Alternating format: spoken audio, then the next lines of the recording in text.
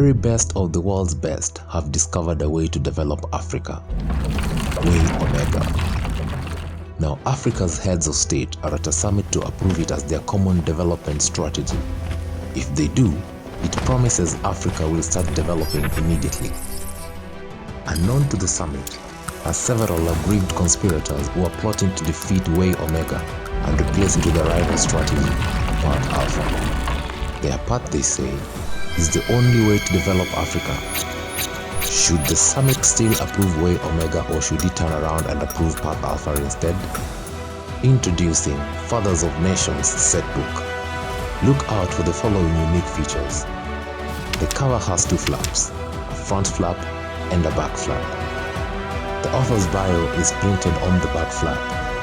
The new Oxford logo is on the front and back cover. The book has an anti-piracy tag on the back cover. The text is in two colors, purple and black.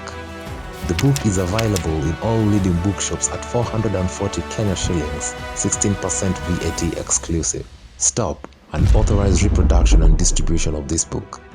Pirated copies of books are illegal.